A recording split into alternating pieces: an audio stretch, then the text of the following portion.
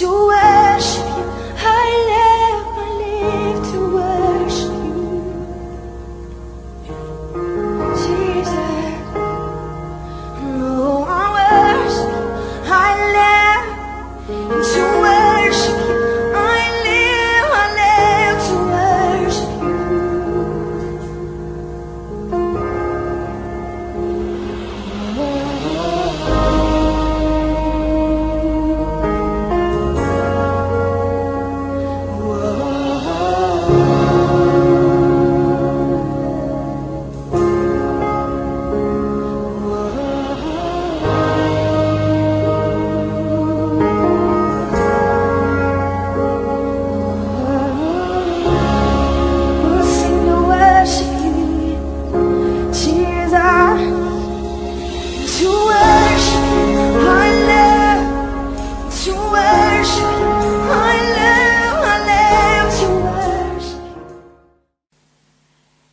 en este tiempo de los retiros que estuvieron aconteciendo algunas situaciones fuertes, inclusive después del retiro, es decir, vidas que vinieron pero no terminaron de ser libres. Y de esto te quiero hablar esta noche.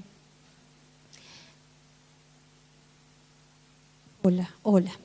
Y de esto te quiero hablar esta noche porque realmente le preguntaba al Señor y Dios me habló con respecto a esta situación. Por eso quiero que realmente podamos prestar atención y ser ministrados por Dios.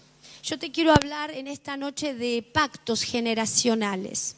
Pactos que impiden una nueva vida en Cristo, que trae situaciones fuertes como suicidio,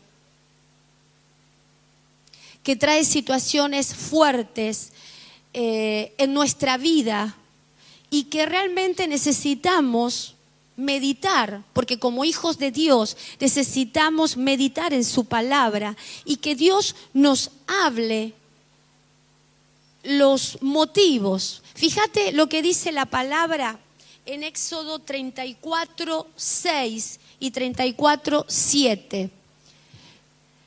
Dice, pasando Jehová por delante, la RB 60, por favor. ¿Es esa? Bien. Y pasando Jehová por delante de él, proclamó, Jehová, Jehová, fuerte, misericordioso y piadoso, tardo para la ira y grande en misericordia y verdad. Fíjate qué Dios tenemos, un Dios tardo para la ira y grande en misericordia. Quiero decirte algo, sobre todo juicio prevalece la misericordia de Dios. Su misericordia es para nosotros, es para los hijos. Y mira lo que dice aquí la palabra, que guarda misericordia a millares, que perdona la iniquidad, la rebelión y el pecado, y que de ningún modo tendrá por inocente al malvado. Escucha bien acá, que visita la iniquidad de los padres sobre los hijos y sobre los hijos de los hijos hasta la tercera y cuarta generación. Yo te quiero hablar de esto. Fíjate que el original dice, Dios visita los niveles de iniquidad en la generación presente. Dios visita los niveles de iniquidad en la generación presente. Visitar es supervisar. Él está examinando, Él está supervisando la iniquidad en nuestra generación. En nuestra generación. Es un tiempo de visitación de Dios. Y cuando Él visita, desenmascara las tinieblas. Cuando Él visita, salen muchas cosas. Cuando el Espíritu Santo su luz está sobre nosotros como está ahora, pasan cosas o nos pasan cosas de las cuales nos preguntamos, ¿qué es esto? ¿O por qué actuamos como actuamos? Entonces, fíjate, es un tiempo de visitación de Dios. El profeta Jeremías 23-29 dice, como fuego es su palabra. Hoy su palabra está haciendo fuego a tu espíritu, a tu alma, a tu cuerpo. Él está, mira lo que dice el profeta acá. ¿No es mi palabra como fuego, dice Jehová? Nosotros hablamos de avivamiento, pero el avivamiento tiene que ver con el fuego y el fuego tiene que ver con su palabra. El avivamiento está en su palabra. Cuando uno recibe la palabra, cuando uno tiene deleite por la palabra de Dios, eso se transforma en un fuego que transforma nuestras vidas y que hace un avivamiento dentro nuestro, que donde vamos, las vidas son trastocadas. Las vidas son transformadas. ¿Por qué? Porque la gloria de Dios está sobre esa vida y lo que habla, lo que dice o lo que imparte es poder de Dios. ¿Se va entendiendo? Ese avivamiento es individual. Aquí hay personas avivadas que todo lo que hacen prospera. ¿Por qué? Porque se llenan de la palabra de Dios. Y este es un tiempo donde la palabra de Dios nos está dando sabiduría. Fíjate, Él visita para que bajemos los niveles de iniquidad de nuestros padres. Tenemos la oportunidad de ser libres de esas herencias de iniquidad, porque su retorno está pronto. Es decir, nosotros no podemos conformarnos porque sentimos la presencia, porque tenemos palabra que ya es suficiente. Lo que necesitamos, recién estaba hablando con una anciana, es que Dios quiere examinar lo profundo de nosotros. Que Dios quiere que extirpemos la iniquidad que viene en nuestra sangre y que nos hace fallar y que nos hace retroceder. Hoy vamos a ver un poco eso, ¿no? Fíjate que somos el producto de 14 generaciones. ¡Wow! ¿Cómo hacemos para examinarnos con 14 generaciones? Solo el Espíritu Santo lo hace. Fíjate, 8 bisabuelos, 4 abuelos, 2 padres. 14 generaciones. Si vemos nosotros, yo podía ver recién en la palabra, ahora te digo, acá, Mateo 1:17, mirá qué tremendo. De manera que todas las generaciones, desde Abraham hasta David, ¿qué son? 14. ¿Sí? Desde David hasta la deportación de Babilonia, 14. Y desde la deportación a Babilonia hasta Cristo, 14. En realidad son 13. Con Cristo, con Jesús eran 14. Pero ¿sabes la diferencia? Que Jesús vino del poder del Espíritu. Entonces, las 13 generaciones culminan con el poder del Espíritu, borrando toda la iniquidad de las generaciones anteriores. Si yo lo creo, fíjate qué diferente. 14 generaciones, pero en la del Señor, la 14 fue Él, y Él vino a deshacer las obras del diablo, a borrar el pecado y la iniquidad. Pero ahí está tu fe en acción. Pero no solamente la fe, sino también accionar a través de la palabra, que es lo que esta noche te quiero hablar. Entonces decíamos que Él está visitando la iniquidad de nuestras generaciones. Esto tiene que ver con pactos generacionales. Los pactos se hacían en altares. ¿sí? Y vamos a ir viendo. Fíjense que el Señor se movía con altares. Hacía pacto, ahora vamos a ver ejemplos, con Abraham, y Abraham establecía un altar. ¿Sí? Entonces, altar significa matar un animal, misbeg. Es un lugar de pacto. Un lugar de pacto entre el altar, el espíritu del altar y la persona. En este caso, en Génesis 12:7, fíjate vos. Esto para que veas del lado de la luz y de las tinieblas se mueve igual. Yo quiero que sepas esto. ¿Para qué? Para saber cómo orar. Del lado de la luz, un altar es un lugar de pacto. Apareció Jehová, el Espíritu de Dios, a Abraham, el Espíritu del altar, a Abraham, y le dijo: a tu descendencia daré esta tierra. Hace pacto con Abraham. Y edificó allí un altar a Jehová, quien se le había aparecido. O sea que ese lugar de pacto es donde se invoca el espíritu del altar. En este caso, Abraham invocaba a Dios a través de ese altar. ¿Se va entendiendo? Acá, por ejemplo, lo vamos a ver más claro. Lugar de invocación es un altar. Génesis 13:4. Es lugar de invocación. Yo quiero aclararte, cuando te hablo de la luz, lo mismo sucede en las tinieblas. En las tinieblas se hacen altares. En esos altares hay un espíritu demoníaco, dioses, baales, ahora vamos a estar viendo. Y el hombre o la mujer que hace pacto. Entonces, lugar de invocación es un altar. Génesis 13:4, mira lo que dice. Al lugar del altar que había hecho allí antes, e invocó allí el hombre, Abraham, el nombre de Jehová. ¿Se va entendiendo? En un altar se invoca al Espíritu, se invoca al Espíritu de Jehová, pero en las tinieblas se invoca a demonios y se invoca a tinieblas.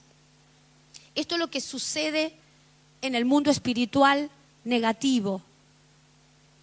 Lugar de tráfico de espíritus es el altar. Fíjate lo que dice, esto lo ve Jacob, Génesis 28:17. Y tuvo miedo y dijo: cuán imponente es este lugar. Esto no es más que la casa de Dios y esta es la puerta del cielo. Ahora, fíjate qué fuerte.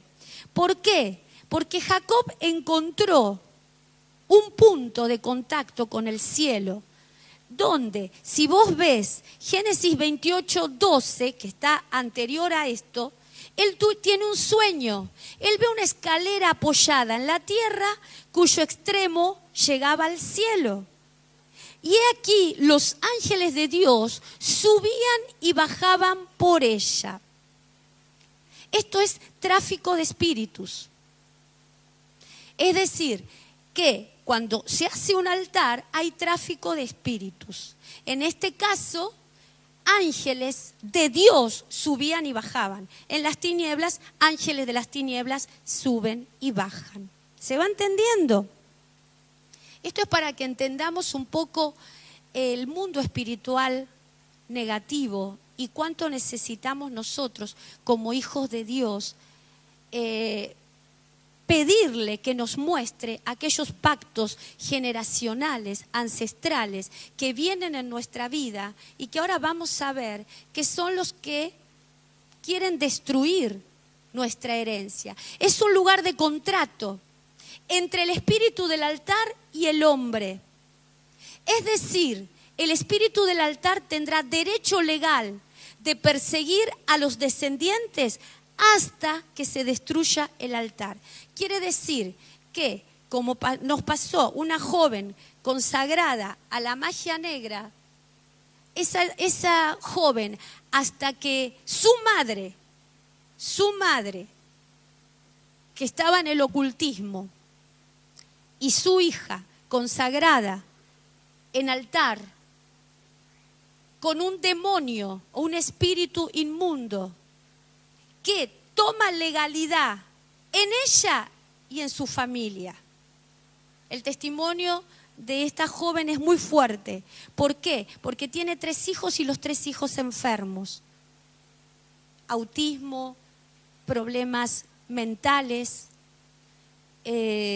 problemas al corazón. Y para la gloria de Dios, ella en el encuentro fue libre. Fue libre. Fue una lucha muy fuerte. Así como ella, varios casos. No nos alcanzaban ni 10 personas para poder sostener la legión que había en esa joven. Ahora, ¿qué pasa? Eso viene de descendencia. Y cuando ese espíritu de ese altar lo establece un padre, una madre, un abuelo, eso repercute y tiene derecho legal sobre los descendientes, si yo no lo destruyo. Y ahora vamos a ver un ejemplo. De la misma manera, del lado de la luz, Abraham, Isaac y Jacob, dice la palabra que levantaron 6 altares para sus descendientes.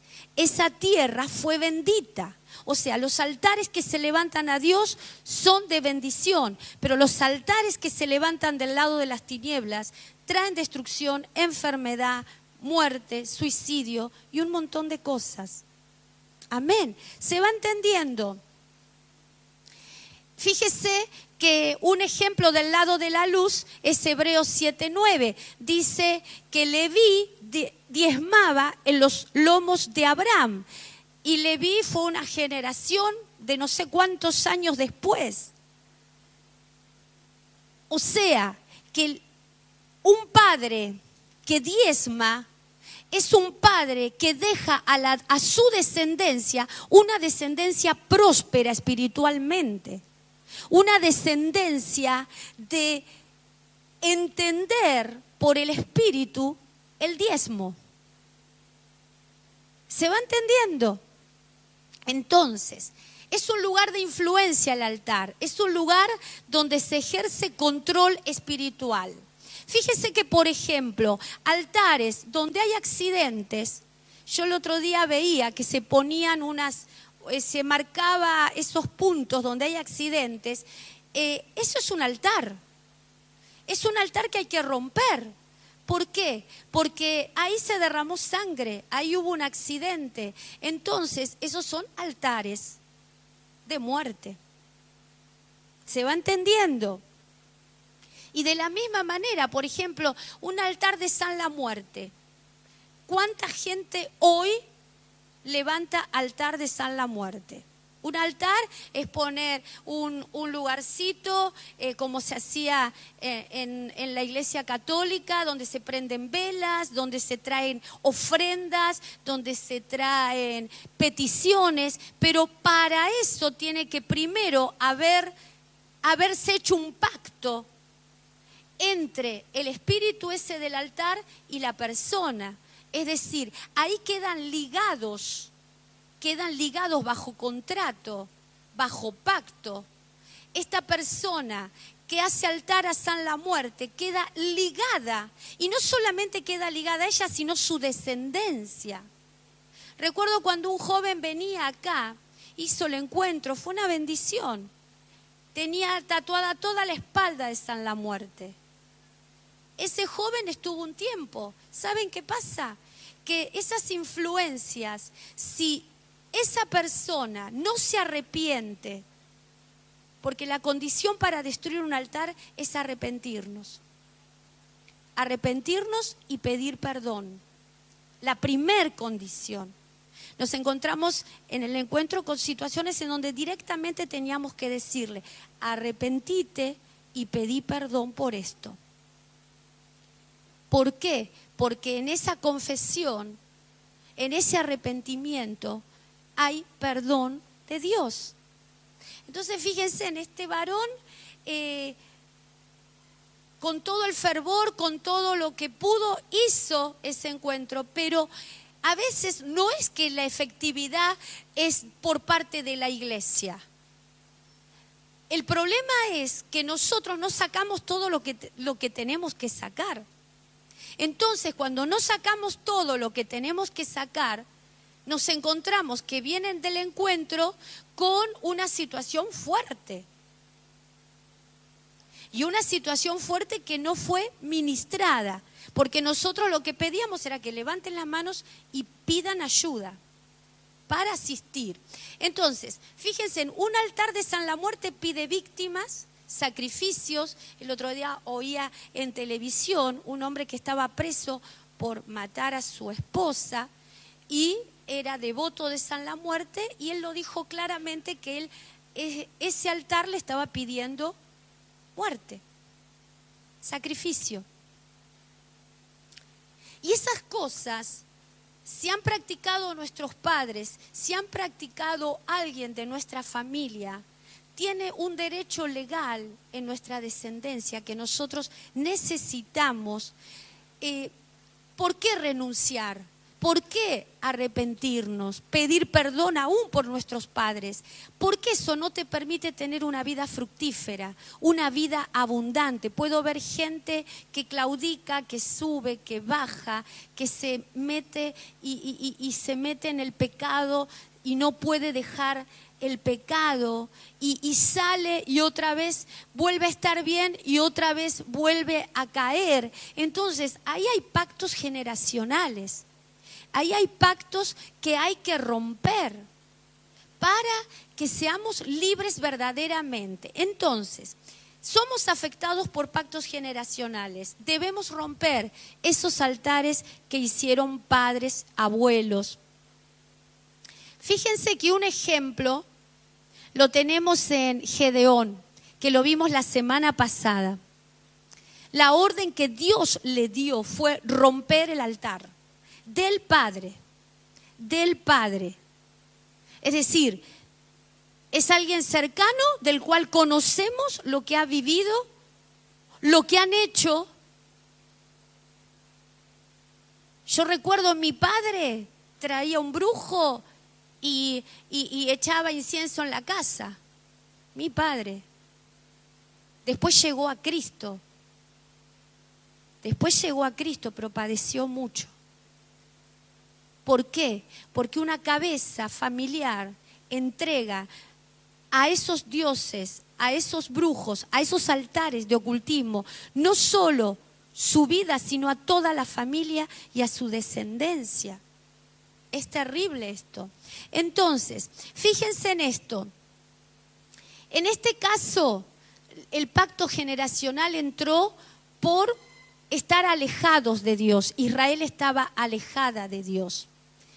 Y dice la palabra que el pueblo de Israel fue empobrecido por un altar de Baal y de Astarot, del padre de Gedeón. Fíjate que Baal son adoradores de demonios. Tienen diferentes nombres en Babilonia, Fenicia, participaban en sacrificios humanos, canibalismo, homicidio de niños.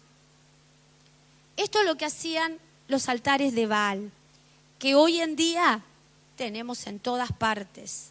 Altares que se hacen del lado de las tinieblas. ¿Cuánto necesitamos de Dios y cuánto necesitamos romper esos pactos? Fíjate, ¿qué provocó este altar de Baal? Jueces 6:3. Dice, sucedía que cuando Israel había sembrado, subían los madianitas y amalecitas y los hijos del oriente contra ellos, subían y los atacaban. 6:4. Acampaban contra ellos. Mirá lo que hacía este pacto generacional. Destruía los frutos de la tierra hasta llegar a casa y no dejaban qué comer en Israel, ni ovejas, ni bueyes, ni asnos. 5. Porque subían ellos con sus ganados, y venían con sus tiendas en grandes multitud como langostas. Vos fíjate que la langosta tiene que ver con una peste que come el fruto de tu trabajo, que come el fruto de tu ministerio, que no prosperás. Bueno, ahí está más o menos explicando qué es lo que trajo ese altar. 6:6, así fue empobrecido Israel en gran manera por causa de Madián y escucha bien esto. ¿Qué es lo que hicieron los hijos de Israel para ser libres de ese altar? ¿Qué? Clamaron. Muchas veces estamos con situaciones en las que nuestra economía no cambia, no prospera, somos empobrecidos espiritualmente y materialmente. ¿Qué hizo Israel? Clamaron a Dios porque ellos estaban perdiéndolo todo. Y cuando ellos clamaron, Jueces 6:8, mira lo que dice. Jehová envió a los hijos de Israel un varón profeta. Cuando el pueblo clama, Dios envía respuesta. Dice, envió al profeta, el cual les dijo, así ha dicho Jehová Dios de Israel, yo los hice salir de Egipto y los saqué de casa de servidumbre. 9, os libré de la mano de los egipcios y de la mano de todos vuestros opresores, los desalojé delante de vosotros. Os di su tierra, Jueces 6:10, y os dije, yo soy el Señor vuestro Dios. No temeréis a los dioses de los amorreos en cuya tierra habitáis, pero no habéis obedecido a mi voz. Allí visitó Dios la iniquidad de Israel. Y dice en Jueces 6:11, y vino el ángel del Señor. Saben que esto es una cristofanía, es decir, es Cristo saliendo de la eternidad. El ángel del Señor es figura de Cristo. Y se sentó debajo de la encina que estaba en Ofra, la cual pertenecía a Joás Abieserita, y su hijo Gedeón estaba sacudiendo el trigo en el lagar para esconderlo de los madianitas. 6:12. El ángel del Señor se le apareció y le dijo, el Señor está contigo, valiente guerrero. 14. Y el Señor lo miró y dijo, ve con esta tu fuerza y libra a Israel de las manos de los madianitas. 6:15. Y él respondió, ay Señor, ¿cómo libraré a Israel? He aquí que mi familia es la más pobre en Manasés y yo el menor de la casa de mi padre. Fíjate que esto es una característica de las influencias de pactos generacionales, ¿no? El no sentirnos dignos, el no poder desarrollar el ministerio de una manera próspera. Esto le pasaba a Gedeón, se sentía menos, se sentía pobre, se sentía débil, se sentía sin fuerzas. Jueces 6:16, pero el Señor le dijo, ciertamente yo estaré contigo y derrotarás a Madián como a un solo hombre. Entonces, fíjate cuál fue la orden de Dios para salvar a Israel de esta iniquidad. Jueces 6:18. Primeramente, cuando Dios se presenta a Gedeón, hace pacto con él. Y al hacer pacto con él, hace altar. Fíjate que en Juez 6:18 dice, te ruego que no te vayas de aquí hasta que yo vuelva a ti y traiga mi ofrenda y la ponga delante de ti. Y él respondió, me quedaré hasta que vuelvas, le dijo al Señor. Fíjate qué tremendo, porque él sintió traer una ofrenda a Dios por ese pacto que el Señor estaba haciendo.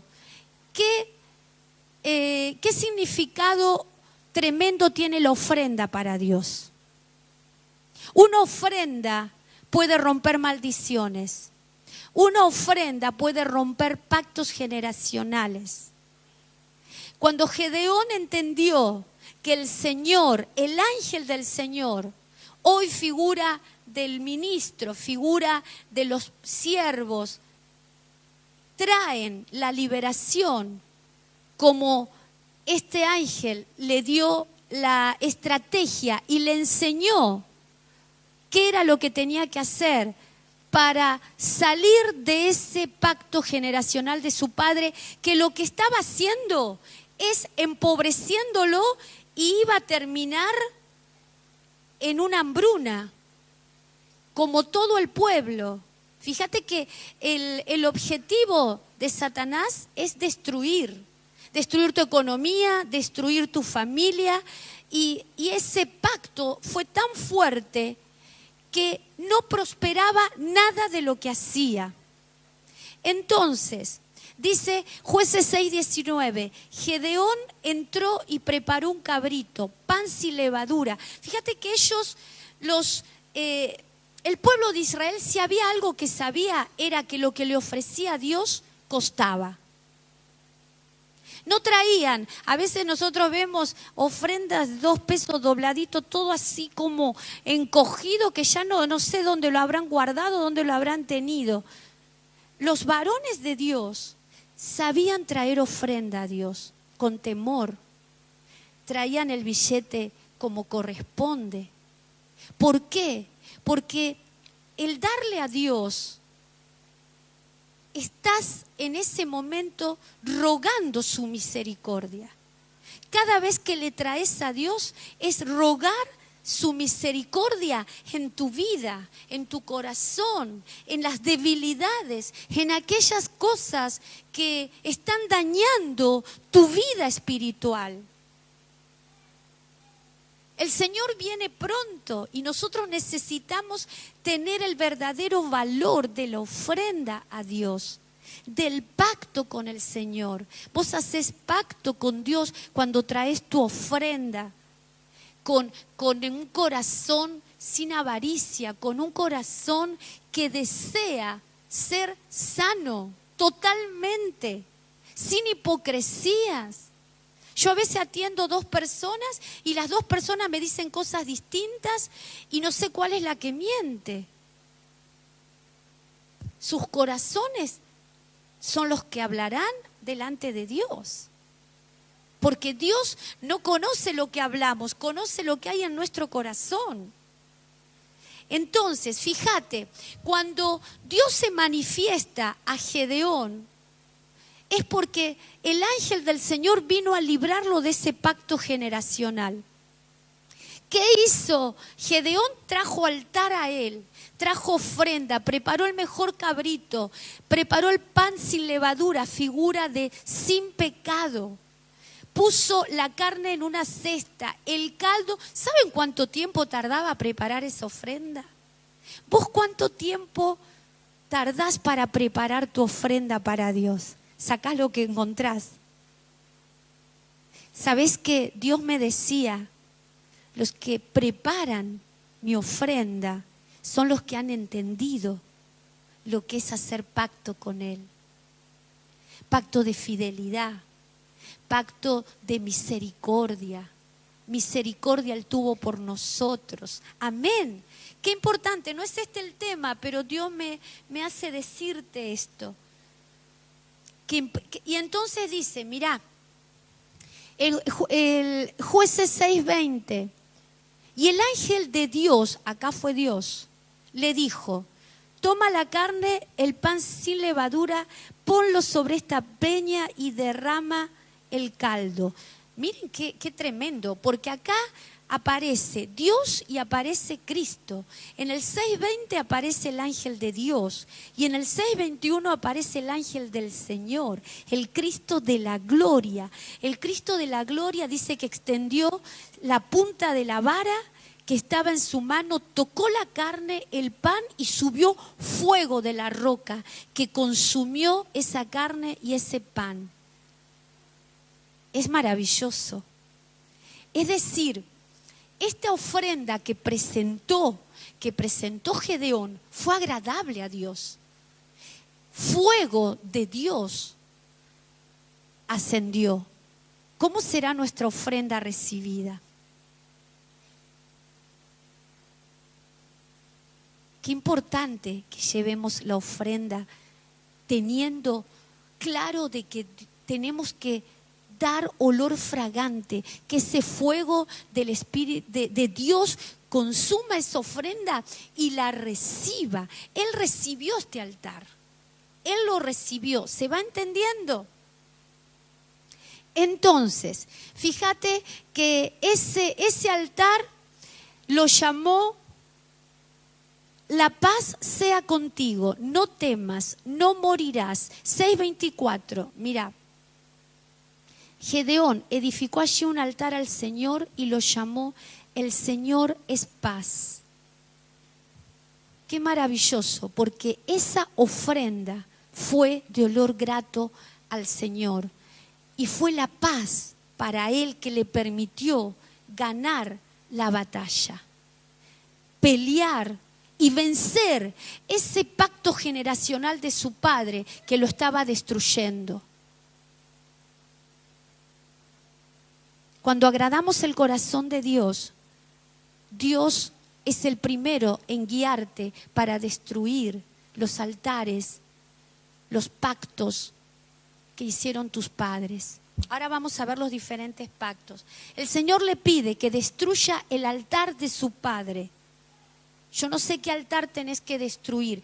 Cuando esto tiene que ver con ídolos, tiene que ver con Baales. Ahora vamos a ver, mira lo que dice Jueces 6:25. Sucedió que aquella misma noche el Señor le dijo: toma el novillo de tu padre y otro novillo de 7 años. Derriba el altar de Baal que pertenece a tu padre y corta la acera que está junto a él. Y el 6:26 dice: edifica después en debida forma un altar al Señor tu Dios. Cuando él tiene que destruir el altar de su padre, un altar a Baal, un altar que hacía sacrificios humanos, un altar a dioses, ¿no? Un altar a la reina del cielo, que cuando uno dice la reina del cielo, hacerle altar a una virgen, estamos ligándonos en cierta manera a esa reina del cielo. ¿Cuántas veces hemos hecho altar como católicos? O todos esos altares que hay en la entrada de la ciudad, a San Cayetano, a San no sé cuánto, a San la Muerte, al Gauchito Gil, está lleno de altares. El día que se destruyan esos altares, hoy vamos a orar, pero tenemos que orar porque esos altares tienen legalidad en la ciudad. Y traen en la ciudad todo tipo de muertes, suicidios, accidentes, enfermedades. ¿Se va entendiendo? Entonces, cuando derribamos esos altares, luego el Señor nos pide que le hagamos altar, que le agradezcamos, que le demos adoración, que le demos gracias. Cuánta misericordia tiene nuestro Señor que hoy nos puede hablar de estas cosas para que nosotros podamos destruir esos altares que pueden ser de idolatría, pueden ser de dioses, pueden ser de ocultismo. Ahora lo vamos a ver. Entonces, por ejemplo, acá tenemos otro ejemplo, el altar de incesto, sexo ilícito. Incesto tiene que ver con relación de padres e hijos. Esto es un altar que hicieron padres con abusos, violaciones. Esos altares tienen que ser destruidos. Fíjate, acá lo tenemos en David, 2 de Samuel 13:10, 11 y 12. No lo vamos a leer, pero esto tiene que ver con un hijo que tiene relaciones con su hermana. Usted léalo, 2 de Samuel 13:10. Y fíjese que 10 generaciones antes, Tamar fue involucrada en un incesto con su suegro Judá. O sea, se vuelve a producir el incesto. Esto está en Génesis 38:13. ¿Qué quiere decir con romper ese pacto? Ese pacto generacional hay que romperlo porque después en la descendencia puede haber abusos. Incesto. Vuelve a repetirse. ¿Se va entendiendo? Entonces nosotros tenemos que examinar y pedir perdón por nuestros padres. Renunciar a esos altares y por el Señor Jesucristo llevar esas actas de decretos a la cruz del Calvario. ¿Se va entendiendo? Entonces, ¿cómo destruimos altares? Arrepentimiento y perdón de pecados de nuestros padres. Daniel 9:16. Segundo, renunciar al pacto del altar. Isaías 28:18. No se lo leo porque si no, no vamos a terminar. Debemos renunciar al pacto del altar. Y tercero, llevar esos decretos, porque esos son decretos en contra de nuestra vida. Y decretos que Satanás escribe y que tiene derecho legal si no lo destruimos. ¿Se va entendiendo? Llevar esos decretos a la cruz de Cristo. Colosenses 2:14. Fíjese esto. ¿Qué hora es? ¿Ya nos falta poco? Hay altares de muerte, de incesto, sexo ilícito, de ocultismo, de enfermedades, de divorcio, de riquezas injustas, de pobreza, de idolatría. El altar de enfermedad, por ejemplo, fíjese, en Puerto Rico hay muchísimos cristianos, pero el 50% depende de fármacos. En Estados Unidos, las enfermedades, alcohol, tabaquismo, adicciones. Yo, estando allá en Estados Unidos, era terrible ver que en todo lugar y en la calle la gente está con los vasos de alcohol. Son altares generacionales que de padres a hijos, el alcohol, la borrachera, el vicio, se va repitiendo en las descendencias. ¿Se va entendiendo? ¿Y cuánto necesitamos destruir esos altares? Altar de ocultismo. Fíjese que una joven que estaba acá en la iglesia, su padre era brujo. Ella tenía estados de ánimos extremos. De repente odiaba a sus hermanos. No podía amarlos. Por otro lado, estaba muy enferma. ¿Y sabes qué entendí? La fibromialgia viene de pactos generacionales. Fíjate que eso es algo que es una enfermedad muscular que te duele todo el cuerpo, pero no sabes, en sí no hay diagnósticos y no hay cura. No hay cura. Hay enfermedades que no tienen cura, que vienen de pactos de ocultismo. ¿Cuántos han estado en el ocultismo? ¿Quién no ha hecho un altar? ¿O no ha ido a un altar de Umbanda y a ver que le curen y a derramar sangre con víctimas, con animales? Cosas en las que nos hemos metido y que no nos damos cuenta la gravedad de la situación. O nuestros padres. Fíjense que en las provincias la brujería es el médico del barrio. El brujo es a quien se les va a consultar. Entonces, todas esas cosas nos perjudican. Fíjense, el altar de riqueza injusta tiene que ver cuando dejamos de buscar a Dios y la riqueza se materializa en nuestro corazón. Vivimos trabajando, queremos plata, queremos esto, queremos lo otro. Es un altar de riquezas injustas. altar de la muerte. Fíjense en este grupo ISIS que se levantó.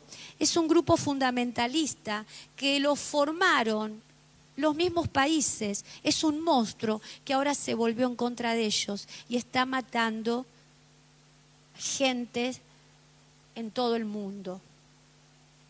Estos son altares de muerte.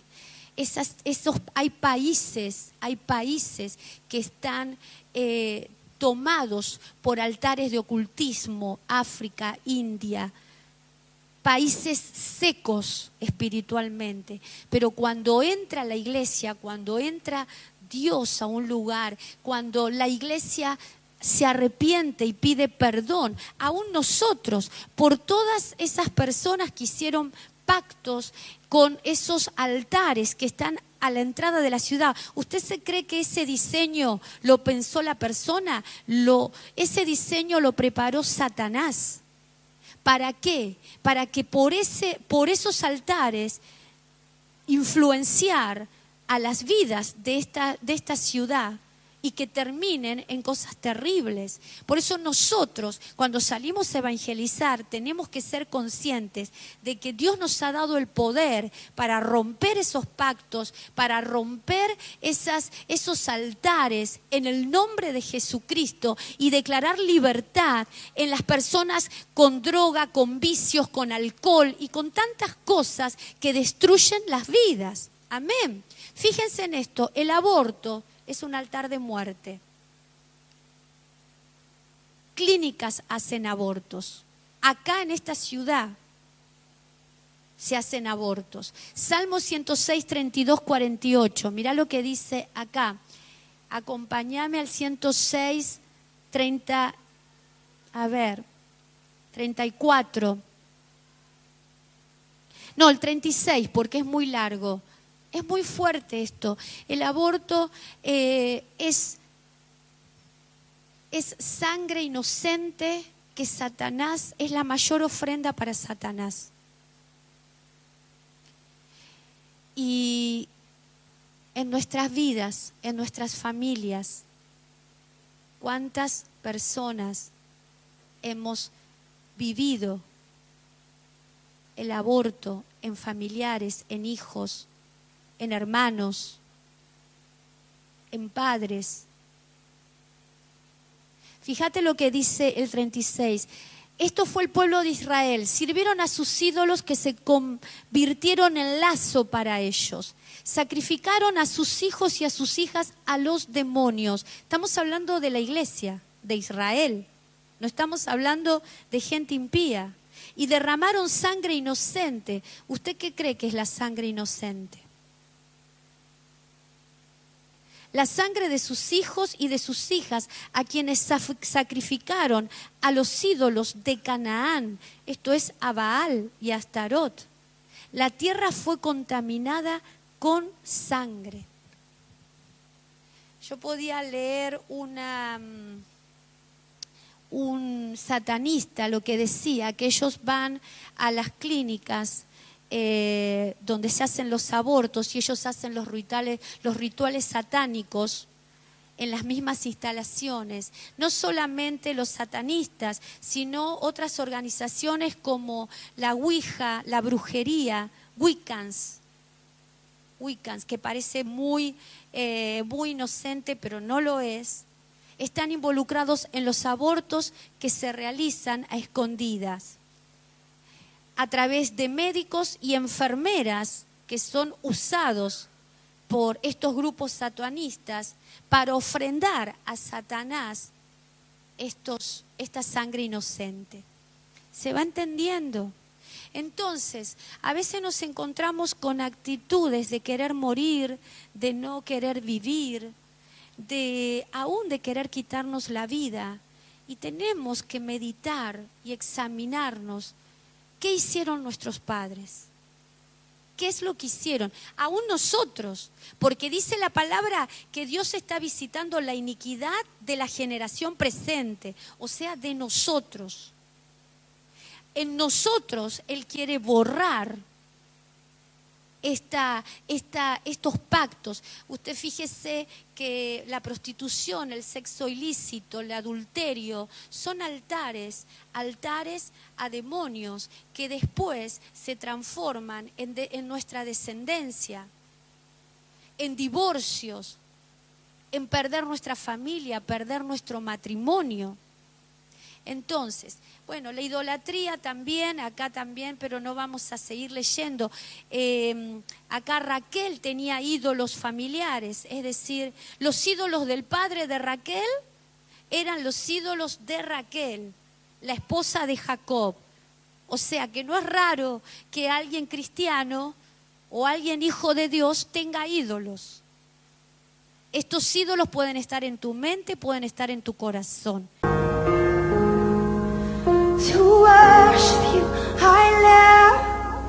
To worship you, I live to worship you.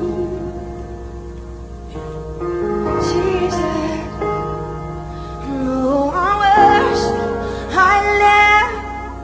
To worship you, I live to worship you.